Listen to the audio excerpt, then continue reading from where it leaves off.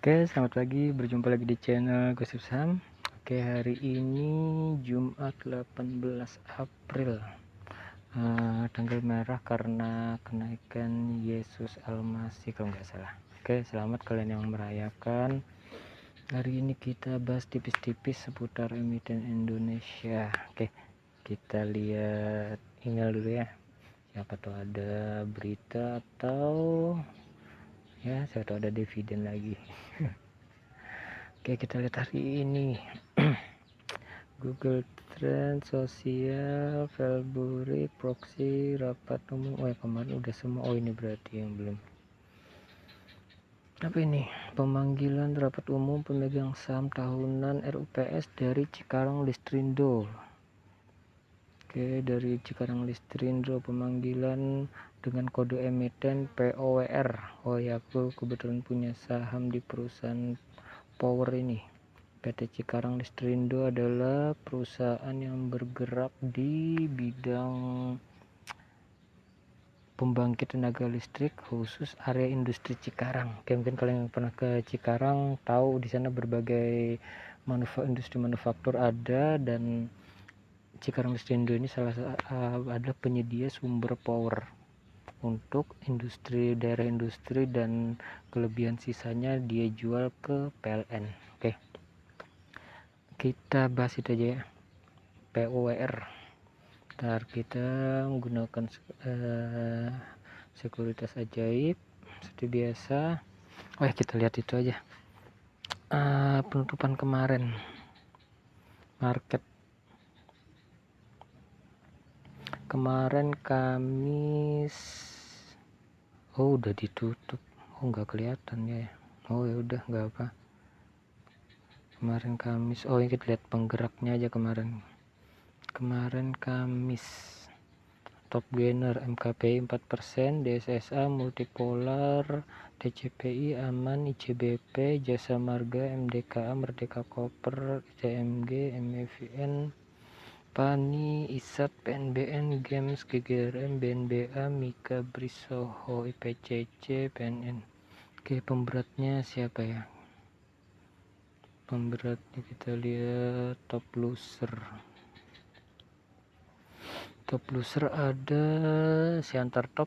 Oh, ini Customer Good, TGKR, ada BBSI, Dinet, DCI, Ratu, Indofood, ADMM, Cuan, For, Yuli, ada Ro, Andalan, ADI, Bram, Cebet, Jadi, Roti, Lain, Tira, Mark, BNI, Arna, Bolt, Kalbe, Ades, JSPT. Oke, kita lihat berita sebentar.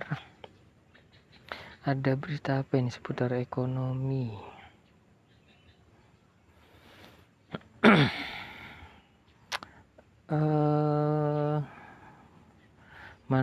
Menteri Pertanian bongkar proyek fiktif 5 miliar yang diberikan pengamat pertanian. Wow, semua ini nih, semua kementeriannya ini.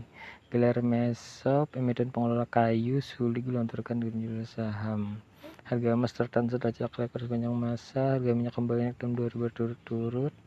Mengerikan, 1,1 juta orang diramal kena PHK gara-gara tarif Trump. BJB store dividen 896 miliar cair pertengahan Mei. Selamat kalian yang punya saham di BJBR Bank Jawa Barat. Lampu kuning kinerja Astra, kuartal momentum gas mampu dongkrak. Wall Street duduk beragam, emiten pengolahan kayu kembali private placement 632 juta saham.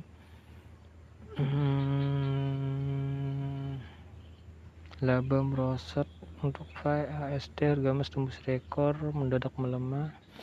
Ya sih, memang safe haven adalah emas, tapi ya selama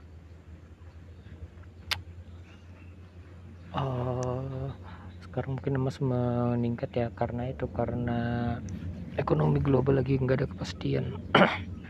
Oke, kita bahas power tadi ya. Kita bahas tipis-tipis emiten Indonesia Power yang bergerak di bidang pembangkit listrik. POWR Power. Oke.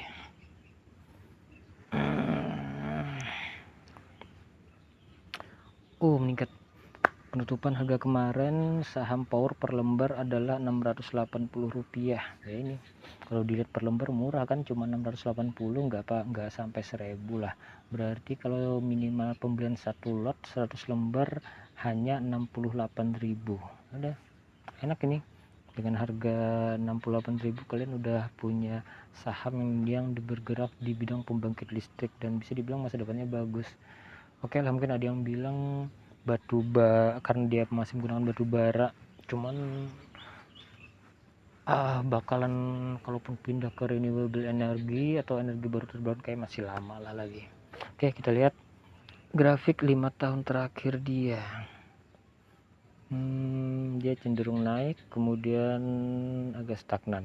Nah ini, cuman kalau yang turun parah kayak enggak, karena ini kelebihannya dia sudah punya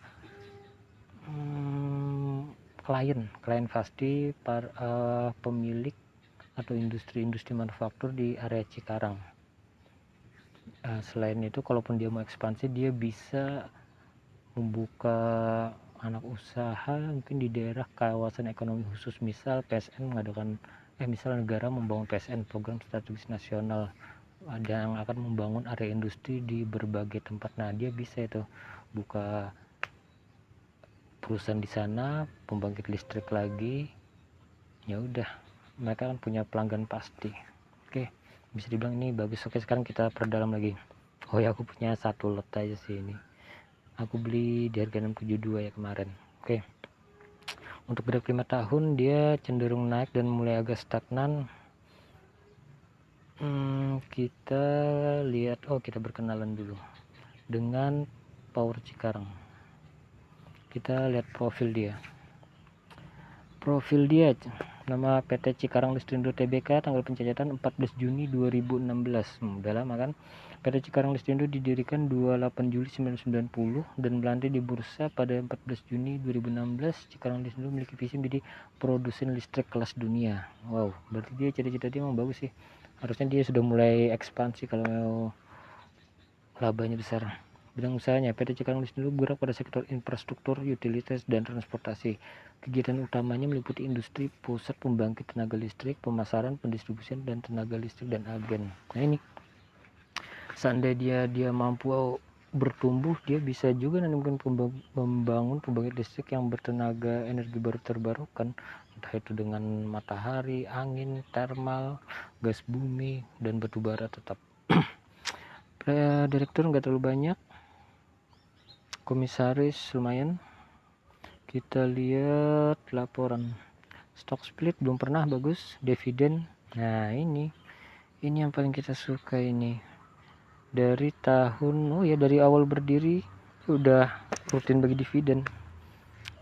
Oke, tahun 2020 dia 2 kali bagi dividen, Agustus dan Desember. 2021 2 kali, Juni Desember. 2022 2 kali, Juli Desember. 2023 ya, berarti dalam 1 tahun Power ini 2 kali bagi dividen sekitar bulan Juni atau Juli dan Desember. 2024 juga, 2025 belum, berarti sekitar Juni atau Juli nanti Power, makanya itu dia ngadain RUPS ini. Oke, kita lihat dari dividen terlihat perusahaan ini sangat memperhatikan pemegang saham, rutin bagi dividen, karena dividen ini adalah bukti bahwa perusahaan tersebut memiliki cash. Soalnya kan ada juga perusahaan yang ngaku untung tapi nggak pernah bagi dividen dengan alasan untuk ekspansi. Gak taunya lama-lama nanti ngakunya rugi lah atau apa. Cuman itu karena di pasar saham tiap investor beda-beda ya. Kalau aku mungkin lebih ke aliran dividen investing, jadi soal turun naik harga, selama kita beli di harga fundamental, kalaupun dia turun artinya diskon, kalau naik berarti ya rezeki kita. Dan yang penting setiap tahun bagi dividen dengan nilai yang wajar ya, kalau bisa minimal di atas inflasi dan di atas bunga deposito perbankan ya, itu aja.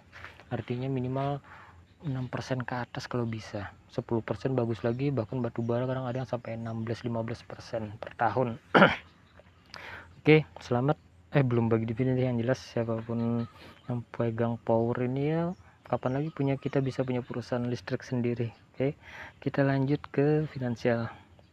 buku 2024 kuartal terakhir. Peningkatan dia, revenue dia tinggi tapi net income ada penurunan. Nah, mungkin dia entah ada pembangunan pembangkit atau apa, itu bisa dilihat di laporan keuangan lebih rinci nanti. Yang pasti masih normal lah. Balance sheet dia aset lebih tinggi daripada utang, bagus, masih normal. Cash flow dia positif untuk operationnya, investing. Nah iya, berarti dia ada mengeluarkan dana untuk investing. Ini seharusnya investing itu ke bawah. Oke, masih normal semua. Finansial, teknikal kita lihat dari analis, strong buy. Oke, berarti analis sudah ngeliat nih arahnya bagus nih, memang trend dia naik ini. Broker semari ditutup. Oke, kita lihat berita dulu ya.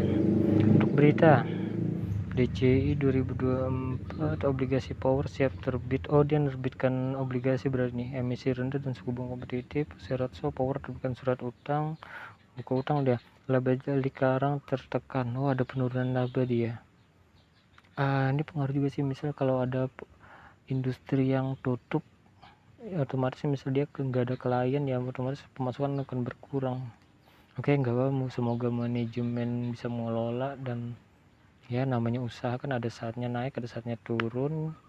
Yang penting kita beri kesempatan, kita bantu doa aja biar manajemennya ya profesional lah ngelola. Surat utang power naik kelas jadi investment grade. Cikarang Listendo cetak laba bersih 75,3 juta US dollar 2024.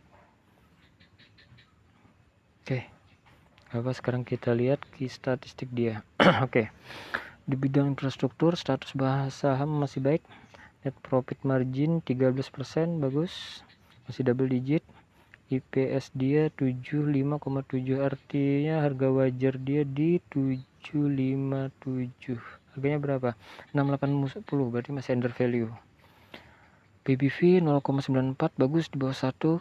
PE dia 8,85, bagus, masih kecil. DP konsiderasi dia 89%, berarti dia masih punya cash untuk pembayaran dividen, dan pengelola utangnya bagus, nggak sampai 100%.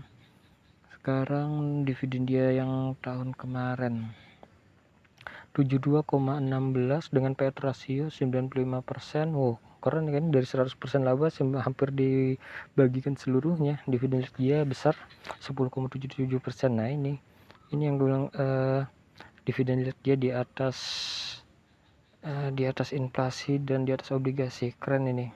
Artinya harga wajar dia ada di 720 sampai 1400. Udah masih under value. Oke, kesimpulannya ini perusahaan masih under value.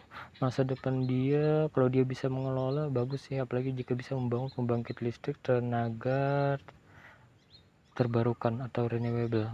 Zaman yang sekarang batu bara akan tetap lanjut, karena arahnya nih kebijakan Trump ini, dia akan membangkitkan kembali pembangkit listrik batu bara ya, karena energi renewable ini biayanya masih terlalu besar. Oke, mungkin itu dulu analis hari ini. Jangan lupa like, follow, share, dan kalau pengen request komen aja. Oke kawan-kawan, bye.